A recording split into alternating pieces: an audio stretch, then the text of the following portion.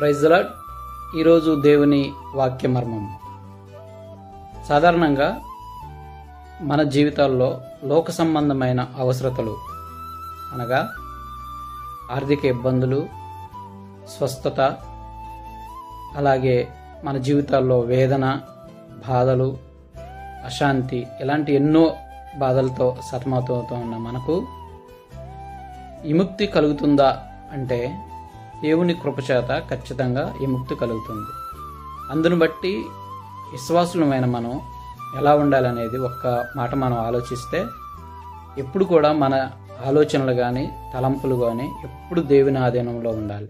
For ఎగ్జాంపుల్గా, నీ ఆలోచన బట్టే అవి మాటలుగా మారుతాయి, నీ మాటలను బట్టే అవి చర్యలుగా మారుతాయి, నీ చర్యలను బట్టే అవి అలవాట్లుగా మారుతాయి, నీ అలవాట్లను బట్టే అవి స్వభావంగా మారుతుంది, నీ స్వభావాన్ని బట్టే అవి విధవుతుంది. కాబట్టి ఎప్పుడు కూడా మన తలంపులు ఎప్పుడు కూడా దేవుని ఆధీనంలో ఉండాలి. ఆధీనంలో ఉంటే మన నోటి నుంచి వచ్చే మాట ఏదైతే ఉందో అది దేవుని రూపంలో ఉంటుంది. మనం చేసే విధి లాస్ట్కి ఏదైతే ఉంటుందో అది దేవుని చిత్త ప్రకారం జరుగుతుంది. కాబట్టి ఖచ్చితంగా మన అవసరతలు ఏవైతే ఉన్నాయో అవన్నీ కూడా మనకు నెరవేరుతాయి.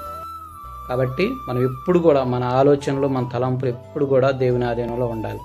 ఉంటే మనకి మంచి రిజల్ట్ వస్తుంది, దేవుని కృప మనకి కలుగుతుంది, మనకున్న అవసరతలన్నీ కూడా ఖచ్చితంగా తీరుతాయి.